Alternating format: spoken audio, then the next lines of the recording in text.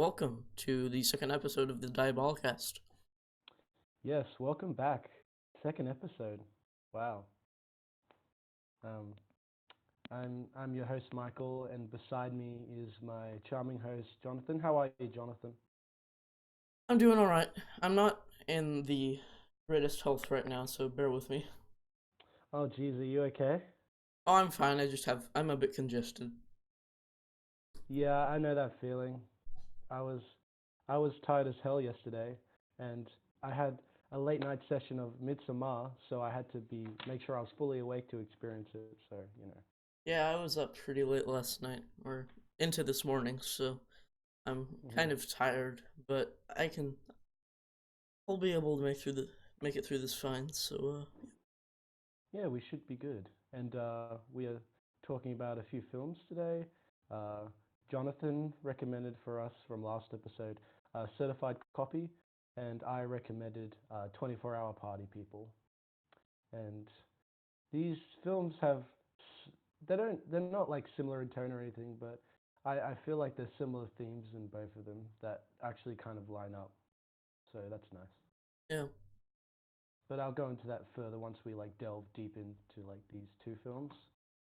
hmm Um, so, John, do you want to introduce a certified copy for us? Sure. Certified Copy is a 2010 drama of sorts, directed by I might butcher this. Abbas Kiarostami. He's Iranian. I think that's I think that's dead on. I think that's accurate. All right, cool. Um, and it stars Juliette Binoche, and I did look that up. I am pronouncing it right. And another guy, I believe his name is William Finley. Um, I think that's right. I could oh, look it up. here, Um, William Schimmel. William Shamel. Yes, as two people, and the nature of their relationship is gets a bit muddled by the end, but it's essentially them walking through Tuscany, Italy, and discussing pretty much whatever comes to their mind. Well, yeah, it's pretty in terms of like framing, it's pretty loose in terms of its presentation, I reckon. Yeah, it reminded me a lot of the Before movies, like Before Sunrise and such. Oh yeah, the trilogy. Yeah, except it's not as good, but Yeah, yeah, I've heard really good things about the movies. I still need to check them out and everything. yeah, they're really good. Honestly, Before Midnight might be my favorite, and that's kind of an unpopular opinion, but I don't know. Is that the second one? That's the third one. Third one. Cool, cool. So overall, John, what do you think of Certified Copy? Um, I really liked it. Um, it was kind of unengaging at points, but I feel like it was a really well made movie, and a lot of the performances were just great. So, Yeah, I thought there was a lot of good commentary on art and what makes hmm art, I think. Um, like they had this whole theme about, copies and, genuine pieces of art. And I hmm thought that was uh, kind of a perspective on art that I hadn't really seen um, discussed in film to this point. hmm So I thought that was really nice. Um, I thought some of the just not the cinematography necessarily, but what it was capturing was really beautiful at points. yeah, Just the of Italy, all the scenery. It was really nice. Um, I would I think I would call this film not certified copy, but Two Assholes in Italy. I think that's a more accurate title, honestly. that is fair. Yeah, Yeah. yeah. Mm.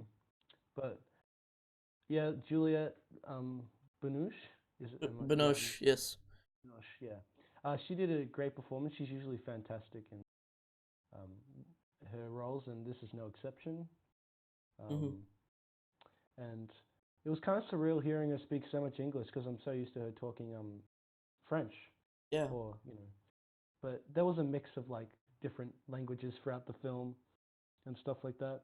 And once we go into spoilers, I do have a problem with the film. It kind of gets a bit confusing for my taste, like Yeah. Yeah. narratively. But once we get into spoilers, I'll say something about that. But yeah, Yeah, do you have any problems with it before we get into spoilers in terms of the overall film? it takes a little while to get going, and I feel like there are a few scenes, especially towards the beginning, that could have been cut. But Mm. once it gets into like the meat of the story, especially towards like the back half of the movie, I became a lot more invested. Yeah, exactly. And there were parts in the first half where it, I know like character flaws are a thing, but there are just some scenes that kind of irked me on, how they wrote some of the character interactions. It just felt a bit on the nose at points, but like it wasn't for like all the dialogue. It was only in points, so I can't really like, mark it off that much. Yeah, I didn't think it was that distracting. I just kind of thought it was more of a study of these two kind of like a clash of these two different minds rather than um it being really kind of, I don't know, just it wasn't that much of a distraction for me. Yeah, it only, as I said, it only took me out for a little bit of it. So, uh, like it's just something that I noticed in the moment, but it didn't really affect my overall enjoyment. And I kind of agree with you, but at the same time, I do have a little bit of minor, you know, Hmm. whatever. But okay, we may as well just start talking spoilers, I think, because I think it's kind of hard to talk about the overall narrative arc of this film without like spoiling it. Yeah, So yeah, as I said last episode, if you haven't watched Certified Copy, I highly recommend you go watch it right now. Come back to the podcast, and yeah, and then listen to our spoiler talk. So at towards the end of the movie, the I think the narrative framing changes. hmm, So it's bear with me here because when I was watching, I was a little confused. But essentially, um, the role playing they were doing in the first half, where they were a married couple and stuff like that, becomes a bit warped from fantasy to reality, if that makes sense. So the lines are blurred, and it ends in them in the apartment, like, and it kind of ends not on a cliffhanger, but just on like a kind of subtle, very reserved note. yeah, it's very Um, ambiguous. yeah, very ambiguous, for sure. Um, and I appreciate like the ambition, but I just thought it was really narratively messy, like the way they handled it. They didn't ease you into it; they just kind of threw it onto you, honestly. But I Yeah. don't know. What do you think about that? I don't know that it was an issue for me. I just thought it was kind of confusing, especially at first. But I kind Mm. of, once you get used to it, it becomes something that I mean, I just accepted it, and I thought the ending was really well done. So No, that's pretty fair. I personally wasn't 100% like sold to it. I thought that yes, the first half like builds a lot of the relationship, but it doesn't build enough of that switching of the narrative, the symbolism or the whatever you want to call it. I don't know if it really built it up as much as I wanted, hmm, but I still enjoyed it and I still thought there was a lot of um, good themes and narrative, you know, about how they're kind of are they a copy or are they genuine? I thought um, that's what it was trying to say, at least to me. Like, because if you remember, they're talking all about, how this piece of art was done by a forger, and now the relationship has kind of been forged into something it's not, and now it's become reality or something. You know, yeah, I thought that was really cool. yeah. I thought their relationship was kind of. I don't know that it was necessarily a copy of something else, but like it was kind of. I mean, it was an imitation of sorts. You know, it was a very. It felt like a forged marriage. You know, it wasn't Mm. quite what an actual marriage would be like because these two aren't actually married. At least Yeah. we don't think they are. Where, well, like, who knows? I mean, the film kind of, as you said, it's very ambiguous about it. I just think that when you get down to it, it you're probably more accurate in saying that it's more of a forgery of a relationship rather than a copy necessarily. But It's definitely playing into those aspects of fakery or you know copy or forging. So it plays into all those aspects. You know, um, I guess the other thing I noticed was that they had that kid in the start, and I thought he would play a much larger role in the story, but he only really showed up in the beginning and then just mentioned throughout, and like, like you're gonna go through all that effort to like introduce this kid character and not have him show up like once later. But I don't know. Yeah, that was one of the scenes I thought could have been cut a bit. I mean, like Yeah, if he's yeah, I didn't mind yeah. it necessarily. It was just kind of, I don't know. I don't know what greater relevance it had to the plot and the story. Me neither. I mean, if you're not gonna have that character have too much of a part in the story, just like cut that scene a little bit. And that scene in general doesn't really didn't really need to go on for that long either. Like they could have shortened it a bit to like make it a bit more narratively cohesive. But that's Yeah, it's not a big deal. yeah. That's pretty much all. Like my problems with this movie. It's just not that big of a deal. But like, I don't know that I'm necessarily like in love with it yet. Like, I probably Mm. need to rewatch it at some point. But like, Oh, it's same here, same here. it's a good movie that I feel like people like your interpretation will change as you age. Oh, for sure. It's like Synecdoche, New York, in that fact that your perspective on the film will change as you get older. Yeah. That's what I love so much about that film. And this one too has a very similar thought process that goes into it. Um, we'll have to discuss Synecdoche at a later date because that's a film that warrants a lot of discussion on it. But yeah. So, did you have anything else you wanted to say about Certified Copy or? Um, the guy's kind of a jerk. Like, Yeah, like he isn't like completely unlikable, but I feel like he's kind of full of himself and enough to where, and I this isn't really a problem, but like it kind of yeah, sets up the second act and how it will play out, and I mean, I think it's just part of his character, but I don't know that I'm a fan of him necessarily. no, I would tend to agree. I thought the first half he was a little better in terms of like, excuse me. I thought like the first half he was a little better. He had unlikable tendencies, but he wasn't straight up like a jerk. But as the film went on, he became more of a jerk, and I'm not sure if that's a problem, but it's just something that kind of irked me a little bit in terms of like him as a character. I don't know, Hmm. but Yeah, I didn't really I didn't like hate him. I thought he was kind of necessary to the story, and like he did he is part of what makes it like as thematically interesting as it is, but I don't know, I feel like he was a little unreasonable at a few points, and he was a lot yeah. he was a lot less sympathetic than um I don't even know the characters' names. I, Yeah, I forgot as well. I think the guy's name is James, but Uh, yeah, his name Juliet's character is L, and then yeah, William Chamel's character is James Miller. Yeah, yeah. So that is yeah, right.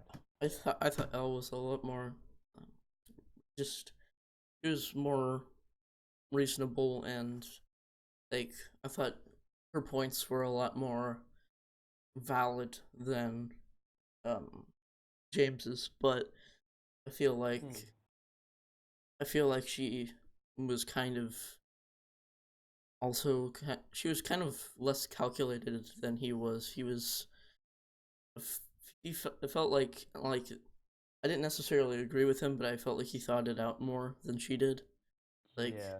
I mean, he wrote a book on these subjects, and she's now just like talking about them off the top of her head. Yeah, that's very true. And like, they have this whole argument about, oh, who cares if it was forgery or something along those lines. Or at one point, he totally disregards the statue. Um, I'm not sure if he was just saying that to get on her nerves or if he actually thought that way.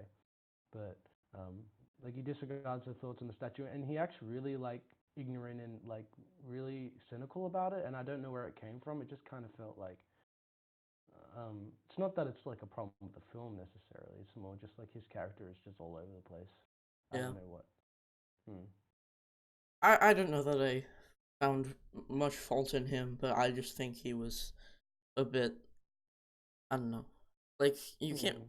feel like you can't really criticize like a character it for like Well, having flaws because, they are like it's one thing if they're portrayed as like the hero or heroine of the story, but he's not. So, of course, yeah, he's supposed to be flawed. yeah, I feel like it takes kind of an objective kind of stance between the two, like never really forces who's right or wrong on you, and that kind of ambiguous moral stance is something that I feel is essential to movies like this. Oh, totally. No, I think that's what makes it work, honestly. It just allows you to observe these two characters and environment, and you draw your own conclusions, you know? Mm-hmm. For sure. Yeah. And I'm trying to think of something else like that I picked up because I know there was it's quite a lot happens really in like it's not a long movie, but a lot happens in terms of like um you know the story or like the conversations they have. You know, there's a lot Yeah. packed in. But that probably wraps up my thoughts on it because you know it's more a movie you watch, you draw your own interpretation, or you know you get out of the characters what you want, and you know you can relate to it or you can just observe. And I think that's what's great about these movies is that they don't tell you necessarily what to think; they just show you, and then you draw your own conclusion. Yeah. Yeah. What would your rating be? I would for now I would give it like an 8 or a 7.5. Like it's I thought it was pretty good. Yeah, I'm right there with you. Like, I don't really feel emotionally attached to it at all, but Hmm. I did really like it. I have it at an 8 on Letterboxd. I feel like a 7 is a bit low, but I don't know. 8 is Yeah. Now 7 would be too low for me, but 8 seems about right. yeah, Yeah. Me. I don't know if on we rewatch we'll go to a 9, but I don't think so. But you know who knows. yeah. I'll have to watch it Mm. again sometime soon because I do feel Oh, like for there's sure. a lot of thematic stuff that I will pick up on the second time knowing where the movie goes. Yeah. Same here. And I think this is the first movie starring Juliet that I've like actually really enjoyed. Like just like on like a general enjoyment level. Because uh, Blue I liked, but I just thought it was a bit underwhelming for me. High Life I liked, similar thing, and this one I just like a lot more. So Yeah. you know. Of course, have you seen obviously her greatest movie, Ghost in the Shell 2017?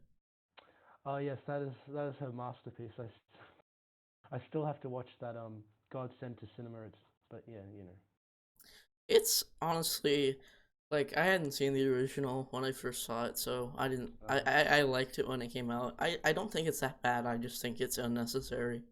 But it's very watchable. This VFX are good.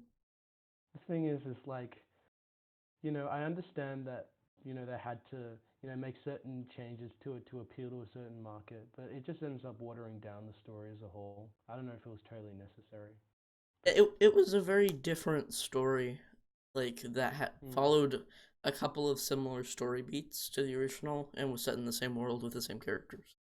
So yeah. No, honestly, I'll watch it someday because I'm interested. And plus the original, I haven't seen the original either, so I'll have to watch the original first, of course. the original is great, and Mm. the sequel to the first, like the original, is pretty good as well, though it's pretty convoluted at times. Oh, is it quite confusing? Oh yeah, like the first one, like you at least get like a general sense of what's going on should you concentrate on it, but like the second one is pretty messy, even though it Oh, is jeez. still a pretty entertaining movie with some good ideas in there. There was another movie like that that I saw was so convoluted, but I ended up enjoying anyway. I can't remember it, but if it comes to mind. Yeah. Mm. Did you want to get into 24-hour party people? Yeah, sure. So, um, now this is a very different movie from Certified Copy. Mm-hmm. Um, it it's kind of in vain. It reminded me of like a British sitcom. I don't know if that's a far cry or anything like that, but this movie definitely reminded me of a British sitcom at times.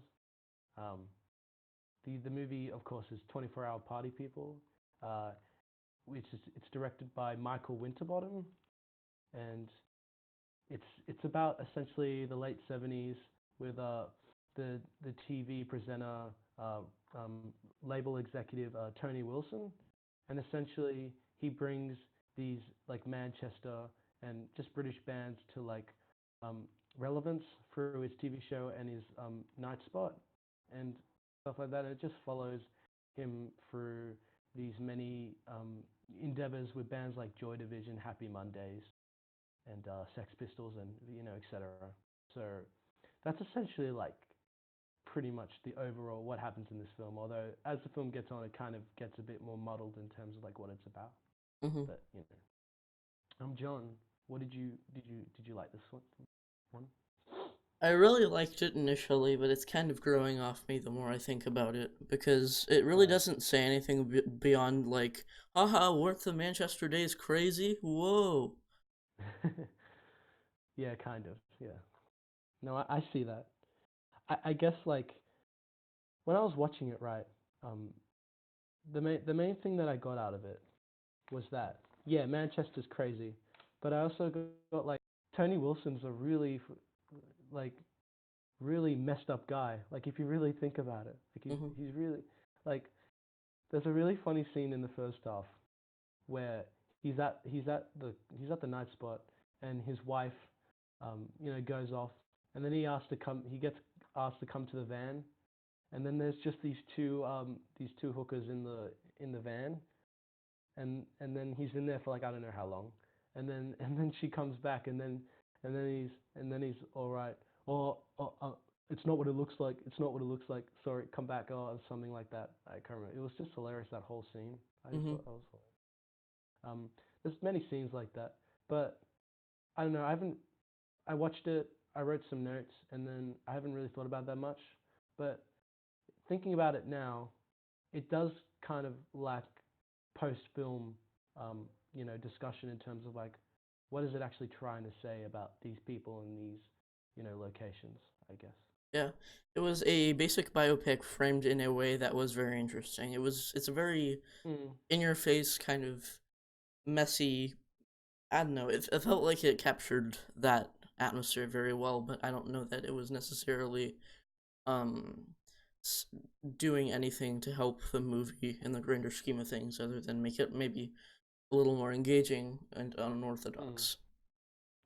Yeah, because like you're right in that sense. Because the film starts with him on the paraglider or something, going down the hill, and then he literally says to the camera, "This isn't going to be like something about a typical story," and he says it right to the audience, and it felt a bit like, okay, Michael Winterbottom, I know what you're doing here. All right, it was one of those Yeah. moments.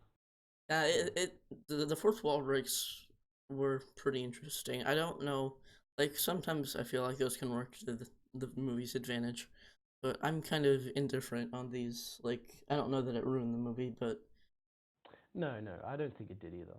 But I think there are elements of satire in this film that I kind of picked up on, especially when Joy Division were recording in the studio. There is some like humor, like really hardcore humorous level in those scenes when they're like recording or dismantling the drums and stuff like that. mm-hmm. There's this. It's kind of like they're poking fun at like you know the scene at the time, which I kind of appreciated, but in some instances I thought it was handled kind of poorly. In Yeah, some other instances, so um, maybe when we get to spoilers, I'll talk about some of the poorly handled. But yeah. um, another thing I wanted to say is that I thought, what is his name? Michael Coogan? Is that? Steve No, Coogan. Steve. Yeah, Steve Coogan. Sorry, I got the director's name confused with the actor's name. But I thought he did a really great performance with the material he was given. I thought Yeah, he was great. Um, I, I had no doubt believing that he was actually Tony Wilson. Like he was pretty convincing in the role. And I thought pretty much all the performances in this movie were pretty great. yeah, they were very. naturalistic and they felt very real. Like it felt very documentarian at times, Yeah. the way it was filmed and you know, Yeah. I just yeah. I'll finish what you were gonna say. Part of me thinks like it should have just been an outright documentary because like it really like it was just kind of a documentary that was reenacted. Like I felt like it was Mm. like their lack of footage just they were like, okay, well we may as well make this a biopic, but it's essentially a documentary because I mean Yeah. it just At this. Yeah. it just documents what happened and it doesn't really say much about them and like since the performances are so natural and so is the dialogue it kind of feels more like a documentary than a movie. For sure. I thought at the start it'd be more of like an actual documentary or a mockumentary or something like that, but it was actually pretty. It was pretty much a normal like narratively paced movie with like occasional 4/4 breaks essentially. Yeah. So that was like that was kind of like I'm not sure if like the director made a conscious decision to do that, but whatever. Um, just think of anything else I want to say before we get into spoilers. Oh yeah, especially in the start with the Sex Pistols, I really like how they melded the archival and um, real movie footage, like Yeah. because they switched from like footage of the Sex Pistols on the stage, and then they switched back to like where Tony Wilson was and stuff. I thought that was really cool. Yeah, I thought it was pretty well done. It interweaved Mm. pretty well. I Um mean, they didn't really bring it back that often, but when they did it, it was. you Um, there? yep. All right. Can you hear me? Yep, I can hear you Yep. now. Cool. Um so before we get into spoilers, would you recommend watching this movie? Yes, I would recommend watching it. It's pretty entertaining in the moment, but maybe, as we said, post film, it would probably not hold up as well. But yeah. Yeah, it's worth watching if not just to see Andy Serkis do a cosplay of the dude from The Big Lebowski. Yes. Yes. I forgot to mention it. I will go in more detail about that character when we go spoilers. Yeah.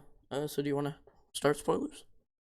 Yeah. So you know the deal, guys. Just go watch the film and come back. And okay. So essentially, first thing I want to mention is the fact how they handled Ian Curtis's death. I thought they handled it really poorly, Yeah. honestly, if I'm going to be quite honest. I don't know Like, that I don't know that they handled it particularly poorly because like I felt like it was trying to show like Tony Wilson and just how passive he was to that and how he was only kind of concerned with the music he was like he was producing instead of Ian Curtis as like a person. But yeah, mm, I part of me does feel like it was a bit insensitive what they did with him. to, I mean, I know they were trying to do, I know the tone they were going for, but it just came off as really cynical and comical for like a cheap joke rather than like you can be a bit tongue in cheek about it, but just have a level of like respect. But I didn't feel like they had any respect. But that's just me. Yeah, like it wasn't that big of like a part of the movie, but I Mm. did feel like it was kind of like it could have been handled a bit better. Yeah, not that it like hurt the film overall. It was just something that kind of irked me, I guess. Hmm. Um, I was gonna say something else. Oh yeah. Well, I guess we'll talk about Martin Hannett, which is played by Andy Serkis, I think. Yeah. And like, I don't know if the real Martin is like that in real life, but if he's pretty hilarious. Honestly, I was that was the character I was consistently laughing at the entire time. I think, just like he was just hilarious. Like when he's in the studio and he's just like having the banter with the band and like just like just he's like fucking play the music or something like that. It was just hilarious or something like. Yeah, I thought a lot of what like how random that character was just it was one of the funniest parts of the movie to me, and I thought Andy Serkis was great as Martin. Yeah, yeah, and definitely when I look back, he's what springs up in my mind, at least in terms of like comedy in the film.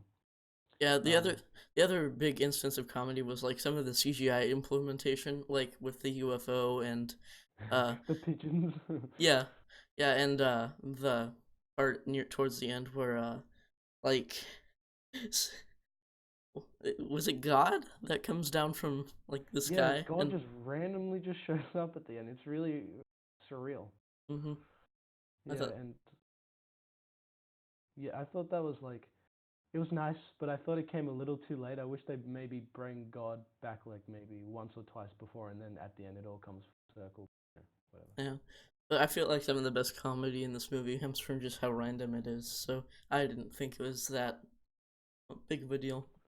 Uh, yeah, I can agree with that in that instance, I guess. And the pigeons were really random as well. I don't know. Yeah. The CGI on the pigeons was like bad, but I think it was bad in an intentional way. I think. Yeah. Yeah, it was like I don't know that scene. Like I don't know what like greater thematic purpose it served to the movie, but I don't know that that was really a bad thing. I just thought it was pretty funny. Yeah, in the moment when you're watching, you're just like, oh, what's happening about what's happening? You know, it's just like it's just one of those incidental like, oh, this is happening now. Okay, cool. You know, moments. Yeah, But I do want to say the second half kind of hits a bit of a slog in comparison with the first half, yeah, as in terms of pacing. I think, um, just like because it kind of became repetitive, and the character didn't really make that much, um, like character development during the second half. Really, it was pretty much all done in the first half, maybe a little in the second.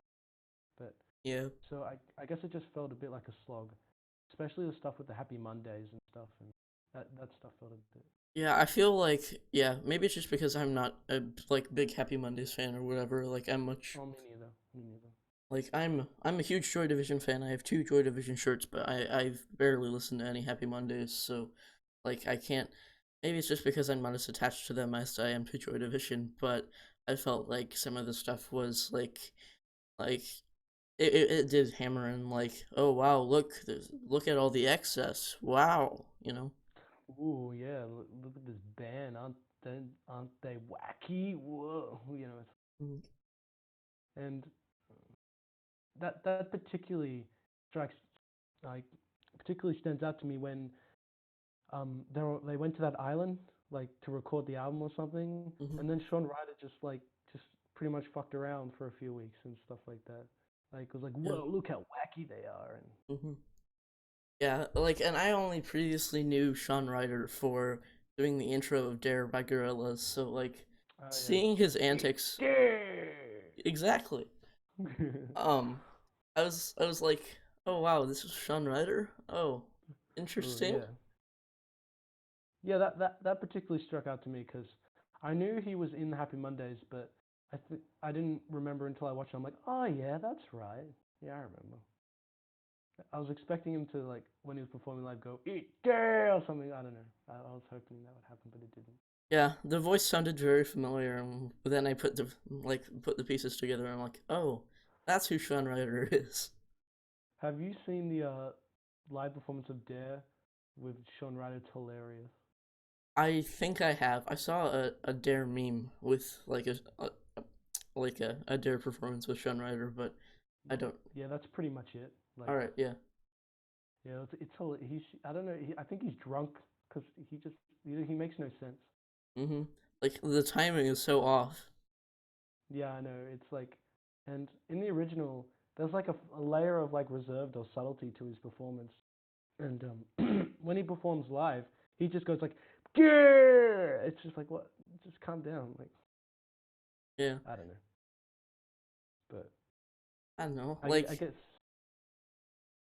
I guess that plays into his personality in the film because he's pretty wild and all over the place. I guess. mm-hmm.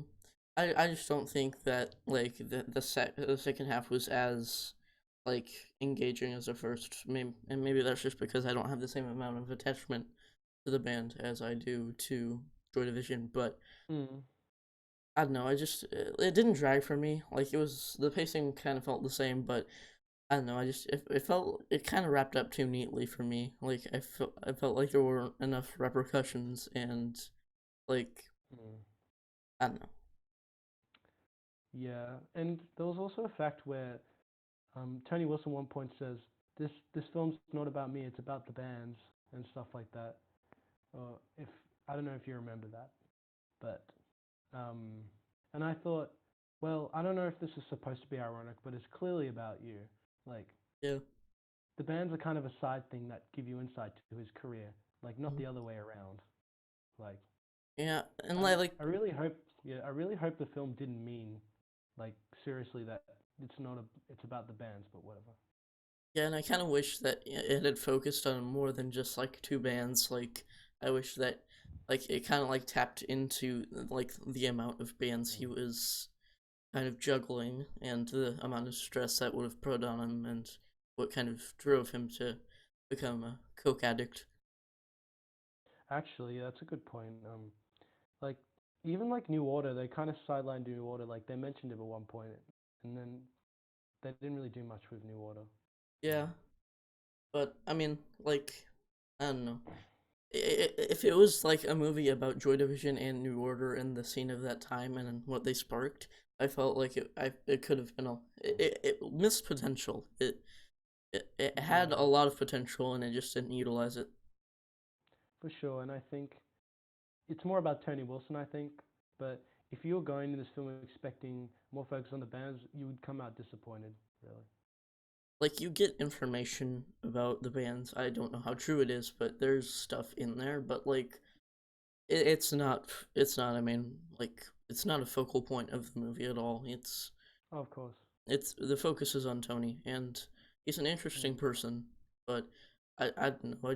I feel like it was a little unfocused with everything. I would tend to agree.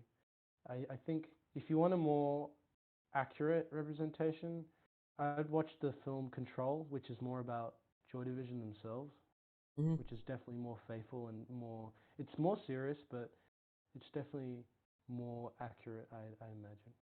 Yeah, I haven't seen the Joy Division like self-titled documentary that came out like a few years after this movie, but I would Mm. like to because I feel like that one would be a lot more accurate and maybe a little less morally questionable with what they do to the Dean Yeah, Curtis. they do take liberties with like some band members. I'm like, I don't really think that they behave like that, but whatever. Hmm. Yeah. But I think it was supposed to be comedic. Like that's why it kind of reminded me of a British sitcom at times because it seemed like very, you know, tongue-in-cheek, dark humor Yeah. to me.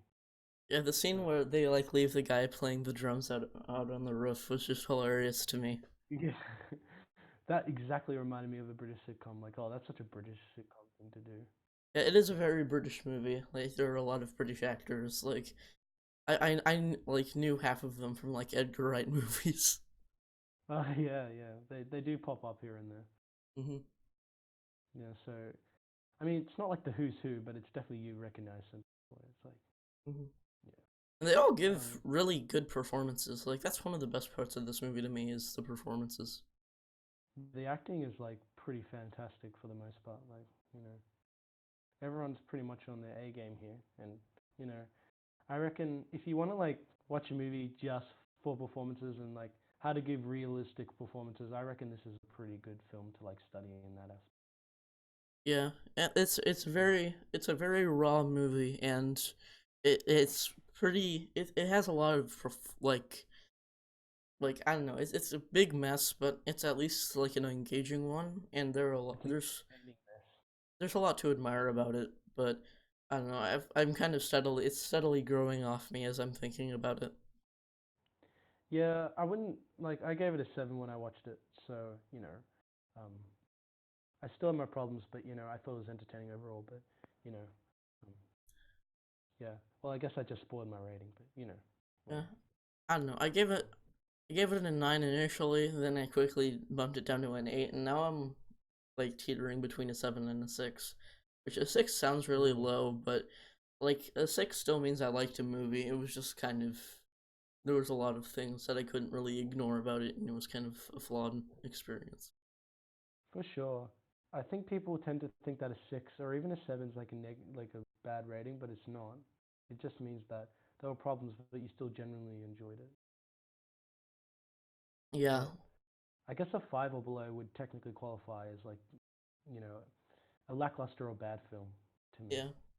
And like 2.5 for me is like my average, and I give like I've given the most movies like a 6 out of 10 according to Letterboxd. So like it's really not a Mm, criminal offense. I still liked the movie. It was just of course. I think seven's my most common rating, but um, with sevens, I still have quite a few problems with, and like eights are usually like I have a bit of problems, but I enjoyed it a lot more than like a seven, and you know, etc. yeah. Is there anything else Yeah. you wanted to mention about this movie? Um. Uh. Anything? Oh yeah. Maybe just one more thing. I guess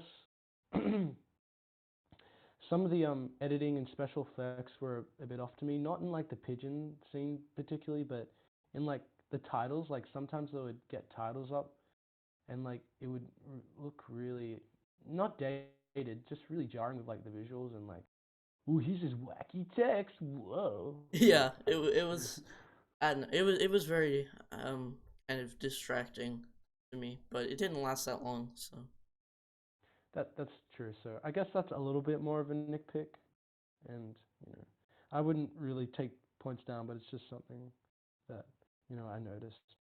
hmm Everything else I've kind of mentioned in my prior comments.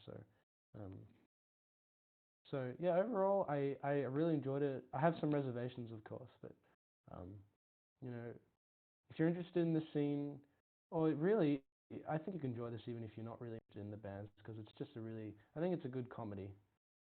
yeah, it is pretty funny. Although there are Mm. times where I wish it took itself a bit more seriously and kind of toned it down because I feel like Yeah. they don't ground the characters enough. Yeah, points for sure.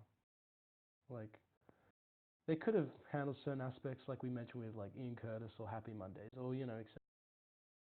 um, I think overall they succeeded more than they failed, I guess, or hmm I thought overall they had a lot to work with, and yes, sometimes they could have done more, but I thought they took advantage of what they had. So, Yeah. Do you want to get into some questions? yeah. Yes, I will. Some spicy questions. So, do you want to ask the first question this week? Sure. Um, Yep. this kind of ties into 24-hour party people, but this is favorite bands and artists. What was that? Favorite bands and artists. Oh, okay. Well, I know we'll share similarities in this department because hmm um, how we initially met was through Rate Your Music, the site. So we um we became friends on Rate Your Music, and we've kind of had a back and forth on there. So I guess we have a bit of background in this area. Um, but first thing that came to mind was I really love Slater-Kinney. I think they're a Oh fantastic heck band. yeah, yeah, they're one of my favorites Yeah. too. They haven't made an Um, album before like below a 9 for me yet. yeah, I mean, I've given some of them eights, but never below an eight for me. So yeah, they're pretty fantastic. The Hot Rock is like in my top 10 albums. Oh yeah, Fantastic. yeah. Hot Rock in the Woods are like two of my all-time favorites, and like pretty much all of them though have like a special place in my heart. Yeah, they're just a lot of Slater-Kinney reminds me of pop music, but done in a really evocative, really like punky fashion, and that's what I love about them, Mhm. kind of. Yeah, they're two. Especially, yep. You finish what you were saying. Um, they're not quite like Riot Girl because like they're not that punky. They're pretty subdued Mm. for they're too subdued to be Riot Girl, but like they have a lot of that attitude to them. But I Mm-hmm. don't know, they just make really good indie rock that like always feels different while being tonally consistent, and I admire that. For sure. Like All Hands on the Bad One in comparison to Hot Rock are quite different. hmm I would say All Hands on the Bad One has a bit more of a straight indie pop sound, while the Hot Rock is definitely a bit more indie rock, but keeps a bit of pop sensibilities to it. So you And um, I have to mention Jumpers. That's one of my all-time favorite songs. that song's. I just love the lyrical perspective on that song, the instrumental. It's all masterpiece level to me. hmm Yeah, So like great. the way like they like make this like super dour song and like make it to where it gets stuck in your head. It just worms its way into your brain, and like I can't like once I hear it, like it's always stuck in my head for the rest of the day, and I'm always thinking about the lyrical content, and I that's like kind of why I love Slater Kenny's, because they make really catchy music with really like serious subject matter a lot of the time, Mm, and I feel like it makes you think about and confront a lot of those things in a way that is very accessible yet is also very interesting, and I don't know, it just they pose a lot of good questions and they're also fun. exactly. And I think um, I think the thing is like there are songs of theirs that I can just put on repeat, never get tired of. Like "You're No Rock and Roll Fun." I just Oh play yeah. that 5 times and consecutively. I just love that song so much. Yeah, and yeah, they're a fantastic band. I guess I'll mention one more, or two more, depending. Um, okay, this is kind of like a very general answer that a lot of people say, but I do really like the Beatles. Like they're pretty fantastic. Yeah, I mean that's they're who I get my name from, you know? Like I'm a fiend for my Beatles. Like I love the Beatles, sir. I don't Mm, know. for sure. And not a band, but they're definitely a duo. I really love Junior Senior. They're absolutely fantastic to me. Yeah.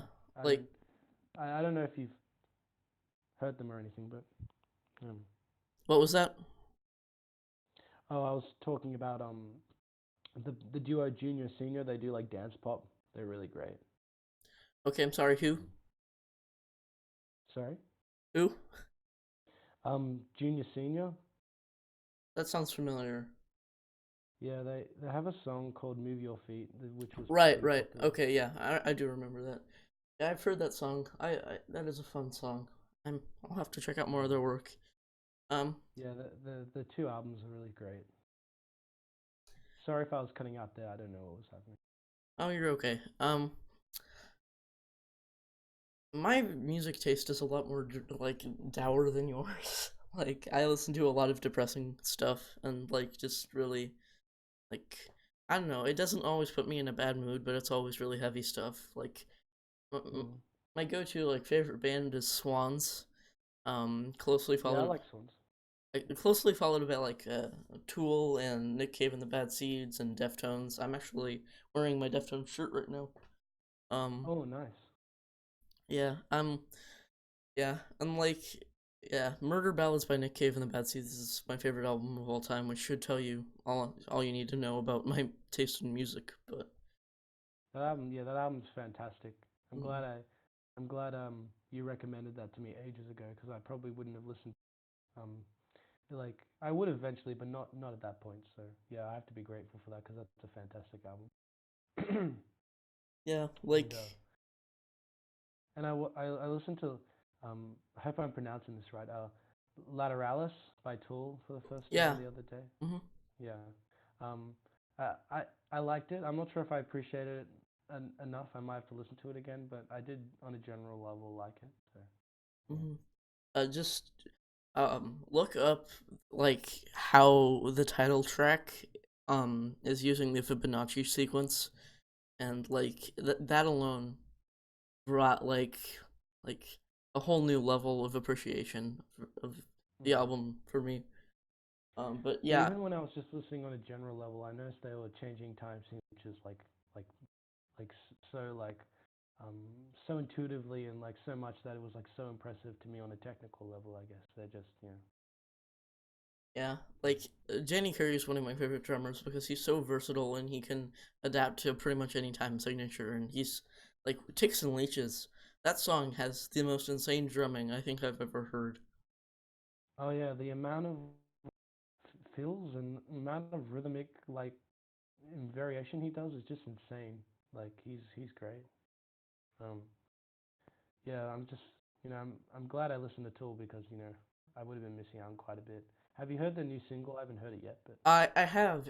I'm hoping it'll grow on me. Like it's good. It's just like much different. Like I'm not oh used right. to hearing like Maynard James Keenan. I don't think he's using like a vocal filter or anything, like which is something Uh, that is kind of rare nowadays. Like it sounds a lot cleaner than any of their other stuff, and it's not necessarily a bad thing. It's just a much different sound for them. yeah, I don't know. I heard some people complaining, Fantano especially, that it was too derivative of their past work, which I don't know if that's Hmm. true. But I'll have to listen to it very soon because I'm very interested, like what they're offering on Yeah, the new album. yeah, it's Um, good. I'm not a huge fan of their new logo though. oh yeah, I saw it in like the cover art. It's okay. I don't hate it, but Yeah. Um, um, I did see Tool uh, live though, a few months back, and they were great. ooh, So if you can see Tool live, like I'll jump on that if they're a I bit haven't. pretentious, but like they do some really cool stuff live. So I would recommend that. A lot of artists are pretentious. Like Bono from U2 is like peak pretentiousness, honestly. Just don't tell that to my dad because like U2 is his favorite band. Oh damn. Okay, I'll try not to. Um, My it's my my uncle's really fanatical about U2 as well. yeah, like I like U2 a lot, but yeah, Bono is he's kind of a he's kind of full Yeah, of yeah. himself. Yesterday I was in a class, right, and this teacher showed us a performance of this the halftime show at the Super Bowl, and Bono was like, he had the American flag like sewn into his jacket, and I was like, oh come on, dude, like seriously. See, I haven't seen that performance, but that sounds pretty funny. It was, yeah, but I mean, at least like yeah. U2 for as like pretentious as they may be at times, they're at least saying something. Whereas like I Of feel like a truly pretentious thing is like something that thinks it's saying something but it isn't. Like my least yeah. favorite movie of all time, Across the Universe. Yeah, the Greatest Showman and the Across the Universe hate bandwagon. Yeah, whew, dang, Yeah, those are it it reigns supreme in your legend. yeah. Yeah. Although I watched the first half of Across the Universe and I just turned it off. That's how much I didn't like it. I yeah, swear. it was It was it's yeah. yeah, it's really bad. It's really bad. And Bono's actually in that movie too. Um, Oh god. yeah, it's the way he's introduced is pretty cringy. But Yeah, honestly, I don't remember too much about it, but I just remember it being the most like saccharine, over the top, and just plain unengaging movie I'd seen in a while. I was just like, why do I have to watch this? I'm just gonna do something else better with my time. So I just turned it yeah, it just like it disrespected the Beatles while like fapping to them. off. That's surprisingly accurate. Um, Like and oof, yeah, that's how it's that's how I would summarize The Greatest Showman as well. Just trying to celebrate something, but ultimately really degrading to that same thing at the same time. yeah, and like that movie is so painfully inaccurate. Like they portray P.T. Barnum as like a hero, and I'm like, guys, he had like slaves and stuff, and Yeah, he was kind of a piece of shit, like to be blunt. yeah. And like I was like, okay, well, I mean, maybe they just didn't do their research. No, I was on IMDb and I was looking at the trivia. Hugh Jackman like read 60 something books on P.T. Barnum to prepare for the role. And I'm just like, seriously, how have you like what? This is a huge oversight. Like did you just like skim through all the parts of like how much of a jerk he was? Like It's like you read 60 books and like you only use like 1/10 of his personality for the actual role. Like that doesn't mhm. make sense to me. Yeah, And yeah, they used the superficial charmer like in person side, and like that was his attitude like all the time. And like I was kind of hoping it would like dive behind the scenes, and it was like nope, he's like this all the time. He's like the greatest guy ever. No, he he's not exploitative at all. like they could have used his character flaws to like build his character over time, but no, they just entirely ignored it. Yeah, and like What? the thing I always say is that if you want a good version of The Greatest Showman, watch The Prestige, which I rewatched the other night, and it's Yeah, amazing. Yeah, I gotta watch that like really soon. Yeah. Yeah, Um, it's Hugh Jackman is a magician, and that's like the only similarity. But it's enough of a similarity to where I'm like, okay, this is like the better version, and like it works so much better. you should I don't know, go on a forum and just type "The Prestige is the Greatest Showman, but actually good," and watch the people just freak out. Yeah, like my The Greatest Showman is like my sister's favorite movie, and it kind of I don't know, Oh, it's that's kind of awkward painful. because you don't like it. Yeah, and I My mean, mom really likes The Greatest Showman, and she was like really salty that I did. And I'm just like, what do you want from me? Like, it's my opinion. yeah, So, like I feel like I always find it weird when my dad gets on me for not liking one of the movies like that's one of his favorites because I'm like I don't like dislike it because it's one of your favorite movies. I dislike it because like I dislike it. Like I have it's just problems with my it. perspective. It's Yeah, just my perspective. You don't have to get all like hurt over it. Like, yeah. Like like if someone said to me like, "Oh, I don't like, for example, Hereditary," I'd be like, "Okay, I disagree with you, but I'm not gonna go and get all salty about it." yeah. Although I must say my dad's hate of Rush, the band Rush, is just like so out of like Ooh. it's kind of blown out of proportion. Like it's like it's always like Geddy Lee. I don't like his voice, and I'm like, like why don't you don't like Geddy Lee's voice, but you like Boston, and like there's a bunch of bands that have like super shrill vocalists that he does like, and I'm like, and Does he like Led Zeppelin? he does like, Okay, well, yeah. I've always found Geddy Lee's voice to be fine, and I've always really liked Rush. Well, I mean, once I started listening to them because like I didn't have access to them for a while because my dad hates Look, Rush.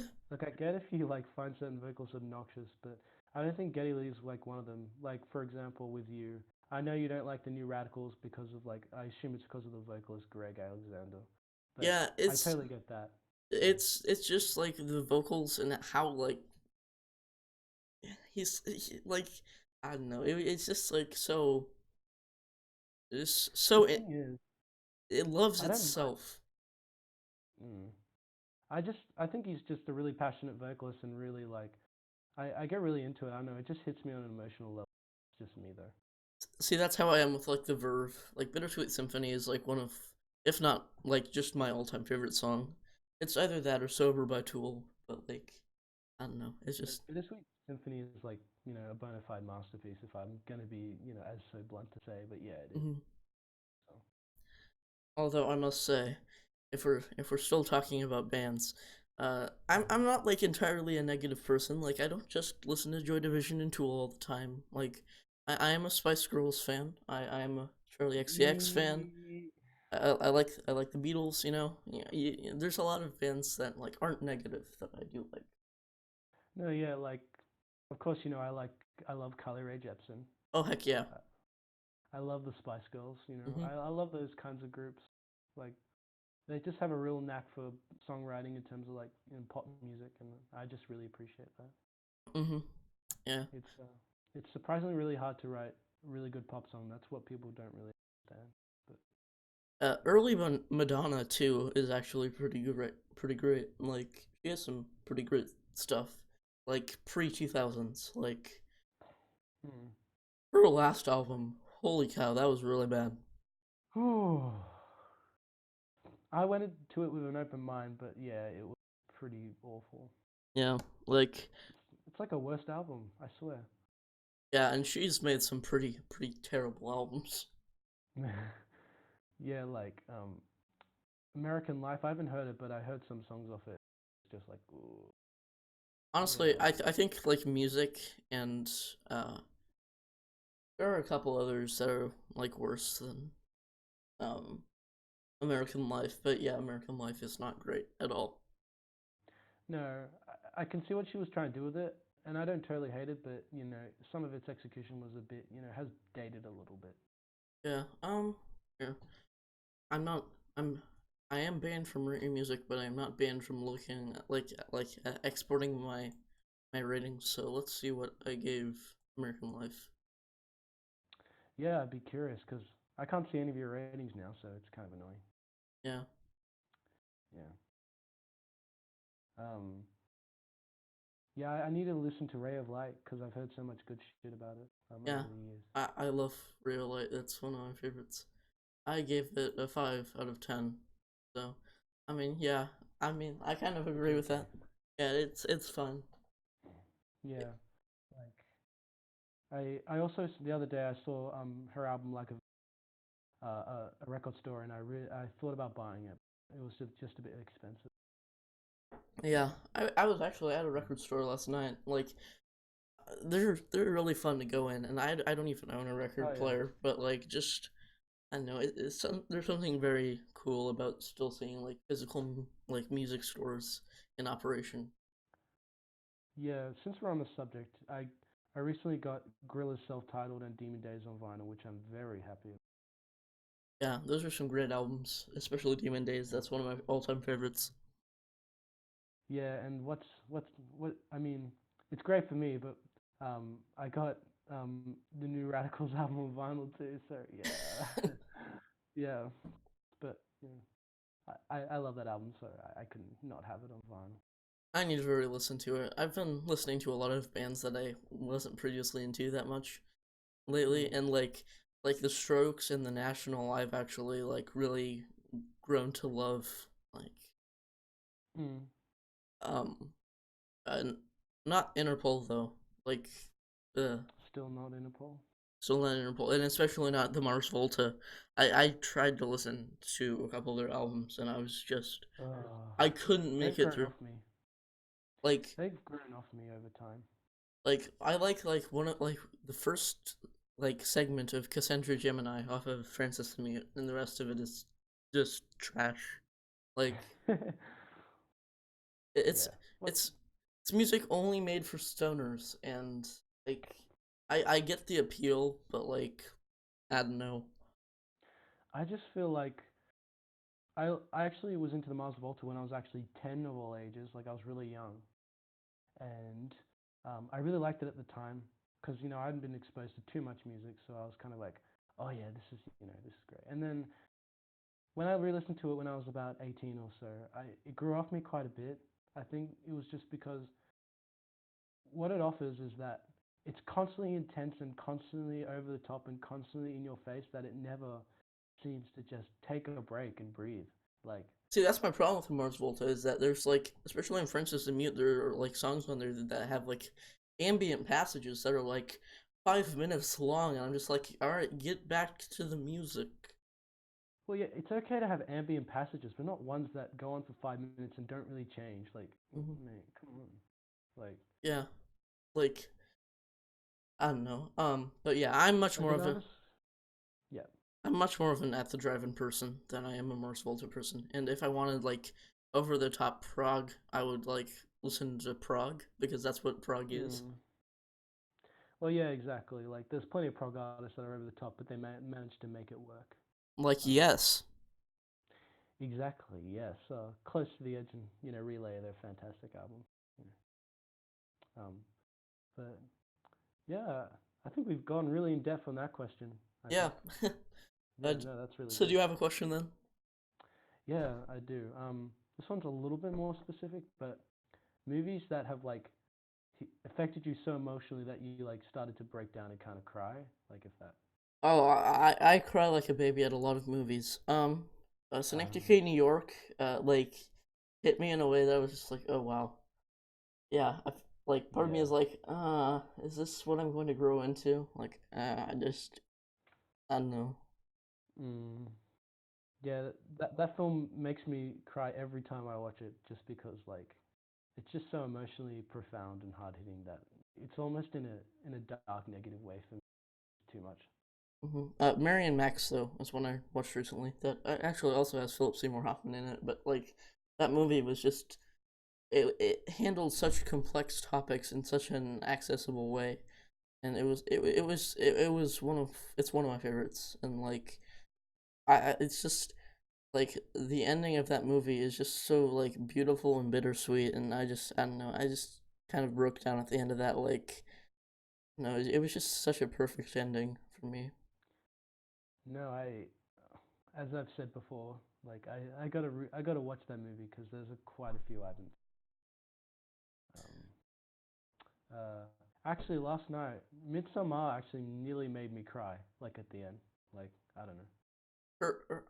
I think Hereditary at points like made me cheer up, especially like when Hmm. Tony Collette is breaking down. Like Oh yeah, those scenes were so like brutal and harsh, and they're like the thing I like to say is that like those are the scariest scenes in the movie just because of how like raw and emotional and real they are. yeah, Uh, Not to get into Hereditary spoilers, but like I mean that movie is pretty supernatural, and so when you're like like the most human part of that movie to me is like the saddest and most like realistic like I've ever seen in a horror movie. I think that's what works most about it is because like it's just such an emotionally real horror movie. no, for sure. I think that's what Ari Aster really does like pretty beautifully is that um, he'll present really far out situations, but there'll be a quite strong human element to it that you can like relate and put your emotions onto, and I think that's what makes his films so emotionally profound to me. Hmm. Um, and yeah, I don't know. I just the ending of Midsommar was just too much for me. Like I nearly cried over it. It was just like it was hilarious and heartbreaking at the same time. That's what I would like say it Hmm. was. So Well, I don't know. let's see. I'm checking Letterboxd right now. La La Land made me cry. La La Land. Hmm. You know what? It didn't make me cry on my first viewing, but it made me cry on like my second. Spirited Away is like I mean that's my favorite movie, and like that the ending of that movie just gives me this feeling that like I can't describe, but it's just it's beautiful. Yeah, it's I've never cried over that movie personally, but yeah, it does emotionally hit that point. Oh, oh, Magnolia! Holy cow! Like Yes, that is a big one. especially Tom Cruise's breakdown at the end was just like it just hits you like with full force. It was just such a Magnolia is like I'm kind of half scared to rewatch it because I don't know if it's going to give me this the emotion that it gave me the first time around. But like it was just such a Yeah. it hits you like a brick. You know? I think it's because like the film built everything up so fantastically that when the emotional payoff does happen, it feels so earned and so like cathartic, and that's Hmm. why I think it works so well. Yeah, and like every Um, character in that movie is just so three dimensional and so well fleshed out, and it just like it made me so sympathetic with these people and like their plights, and like even like some of like the worst people, like um the game show host. Like I was like in awe of how empathetic I mhm. became to him. Like it reminded me a lot of Three Billboards Outside Ebbing, Missouri. In that regard, it was just like it made me like I had sympathy for such an awful person, you know? Yeah, that's the amazing thing that movie does. It makes like even Tom Cruise's character is not a great person, but you kind of feel really bad and really sympathetic to him.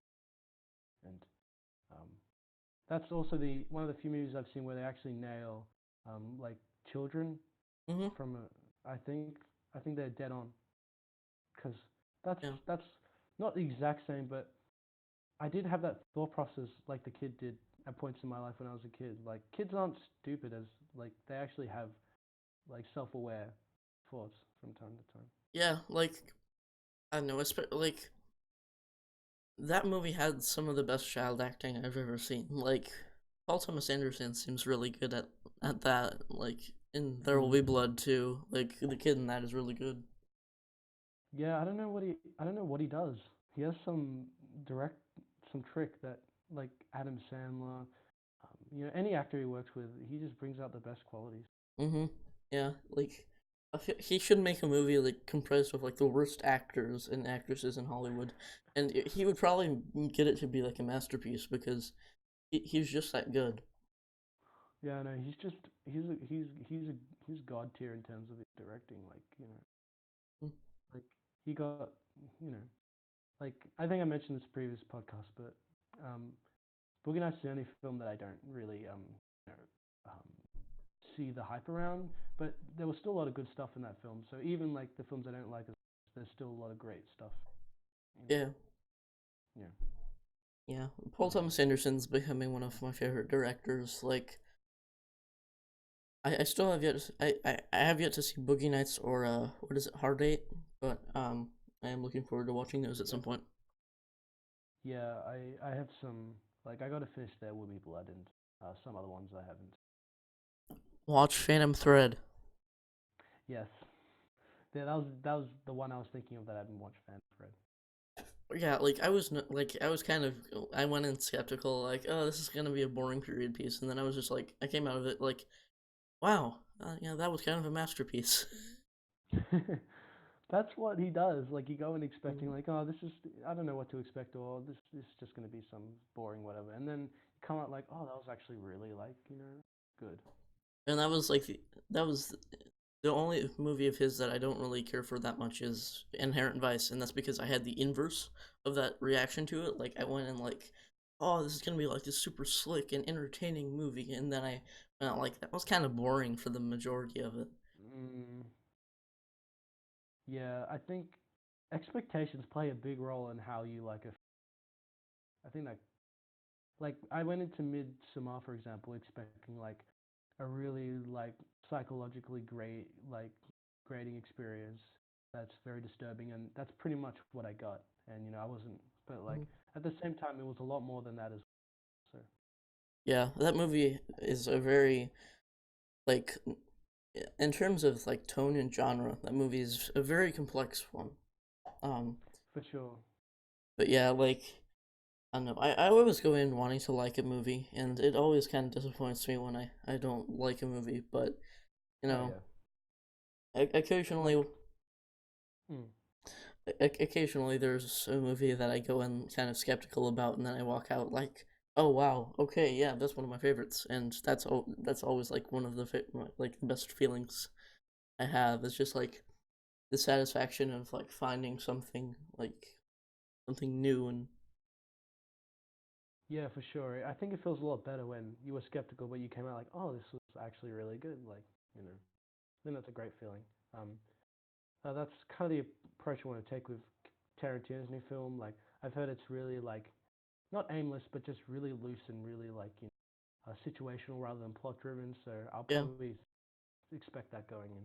Yeah, yeah, yeah, and like yeah, I feel like I liked it more than most people are liking it, but I don't know. yeah, I kind of just accepted it like 10 minutes in. I was like, okay, yeah, I guess this is going to be a bit more of the Richard Linklater movie, and like, but mm. and it kind of was until like the end. Like it had very Tarantino like characters and dialogue, but it was in like paced in such a way that like you like movies like the Before movies or Boyhood or something. It's the pacing is very similar up until the last 15 minutes or so, which are just insane. Yeah. They just dial it up to 11. Like it's at a 9 for most, and 11. Yeah, Hmm. But yeah, it's a pretty chill movie, but I by the end of it, it gets pretty insane. yeah. Looking forward to seeing it. They're doing a couple of 35 millimeter screenings like in my area, so very very excited. Cool. Yeah. So yeah. Have Another time. film. I was just gonna say that um, there are directors like Quentin who are really like fixated on like the actual medium of film. Like, oh, I gotta film on film, and I gotta do this, and man, the film industry's going downward, man. Digital film, it's like I don't know, Yeah, but he's a funny guy, Quentin. Like the way he talks, yeah, he tends to talk really fast and like really like he's a funny guy. yeah. I enjoy Tarantino and his movies. Yeah. He seems like a guy who knows his stuff. Oh yeah, he's definitely a like a veteran in that way that he knows so much about film and he knows how to tell. Hmm. Yeah. Um, is there anything else you wanted to say? No, that's about it. Do we have time for one more question, or do you want to wrap it up? Uh, no, I think we could do one more. All right, Okay. Um, I think it's your turn for the question, I think. all right. Let's see. Uh, mhm. Well, since you just saw Midsummer, what is the most awkward viewing experience you've ever had? Ooh. Okay, I watched uh, The Wolf of Wall Street with my dad, and that was really awkward Mm, because it's like a R-rated movie, and like um, a lot of that film has a lot of sexually explicit stuff in it, so it was kind of awkward watching with my dad, but he didn't seem to mind that much. yeah, like, um, Um, Even Midsommar last night was like I was with three of my friends were watching it, and we were just looking at each other like, "What?" It's really uncomfortable in certain parts. yeah, I feel like the most uncomfortable I've ever been is like it's not like one of the most uncomfortable scenes, but like I was watching Lost in Translation with my mom, and there's that scene in the club. I was just like, I always forget about Oh, that part. I was like, yeah, it just comes out of not out of nowhere, but it just like, oh yeah, this part isn't shit, you know. yeah, And like sometimes my parents would just walk in on like the most the worst scene in the movie in terms of like content for mm-hmm, some reason. I don't know yeah, how they do it, but they seem to sense. I don't know, but yeah, sometimes that happens. Um, Hereditary as well was also a very like uncomfortable experience because mm-hmm, it was just like and like thank God like last night the crowd for Midsommar was pretty good. Like there weren't a lot of frat bros and like just going or yeah. anything like that. Yeah, that's one of the most awkward ones for me because like it was like a packed theater and like yeah, there was that one scene, you know. Uh, Yeah. Was it the vocalization scene in like the barn? yes, it was that one. Yeah. That was yeah, That was like funny and horrifying at the same time. Like that was yeah, just like mm, but like like mm. everybody was kind of laughing like harder than they probably would have just to like offset like the weird awkward like tension in the room. Yeah. Like I was laughing during that scene, but I wasn't going like ah ha, ha! Like that kind of like Yeah, like I thought it was amusing, but like I didn't laugh out loud that often. I was kind of like I didn't know whether to laugh or not, so I was just like just yeah I found it amusing, but I didn't like go over the top like ha ha funny laugh. Yeah, Um, yeah. Like I feel like that's a but lot of that movie. yeah, I was about to say that like that whole movie's kind of like it's amusing in like a dark comedy way, but it's definitely really emotionally and like disturbing. You know. Mm-hmm. Especially that one scene on a cliff. Yeah, like I I didn't get it spoiled, but I knew something was going to happen on the cliff because as people were mentioning it, and it was still pretty disturbing knowing like what the direction it was going in. Yeah, It was a bit excessive, like the amount of times I hit it with the hammer. I'm just like, okay, all right, okay. Oh, it's gonna hit him again. Oh, okay. yeah, yeah. Like that. Like I don't tend to look away in movies, but that was like one of the times where I was just like, ah. Yeah, like honestly, like my friend next to me was like looking away at every point, like he was just like not doing this. Mm-hmm. Fair enough. Yeah, Yeah. like most of the time I'm just like, it's not that bad, but like I have sympathy for that. Like that was a pretty brutal scene. Yeah, and like how the characters react to it, I thought was pretty like logical almost to a certain extent. Because like if you see someone jump off a cliff and then get the, and then all that stuff happens. Like I'm trying not to spoil it too much, Mm-hmm. but that's like it's like I think his name was Simon, like the tall guy. Mm-hmm. Um, his reaction was very like logical to me. Like that's how you would react to that situation. Like how would you react with like ambivalence? Like you'd be like, what the hell is happening? Like Mm-hmm. it's like Yeah, yeah, fair enough. that movie. Like I've heard a lot of people like criticize like bad horror movie decisions or whatever. Like they don't make rational decisions, and like I didn't think it was that way at all. Like I thought like the only character who like didn't really know what they were getting into. Like the only characters that didn't know what they were getting into were the ones who were the most shocked. Like Mm. because the guy who was doing his thesis, I forget his name. He knew what was going on, so he was pretty calm and Yeah. like There was um really only like one or two bad horror movie decisions I thought were in there, but like, honest, there wasn't like a lot. But yeah yeah. um yeah like I'm yeah. Yeah, I hope Um. hopefully we can discuss Midsommar further in the future, but I would like to rewatch it first. Oh, for sure. Yeah, if I can see it again in like the theater again, I would happily because yeah, it's a good film to experience again. Yeah, definitely. Yeah. So I guess we'll wrap it up for today. Yep. Um. Right. So thanks for listening to the podcast and the movies we talked about today were Certified Copy and 24 Hour People. Um, I'm Michael. My links will be in the description for Twitter, Letterboxd, etc. And John beside me will have similar relevant links, although sadly he is banned off Rate Your Music, so yeah, sorry about that. uh, um, could we recommend a movie? yes, that is right. So I was thinking for this week, um, do a bit more of a lighthearted film. Black Dynamite. All right. Yep. Yep. I'm going to do one that's much more disturbing. The movie Dogtooth, directed by Yorgos Lanthimos. Yes. I Uh, haven't seen that yet. So. yeah. All right. All right. Well, thanks for listening, guys. Yes. All We. right. All right. See you in the next one. Yep. Okay. Bye. Bye.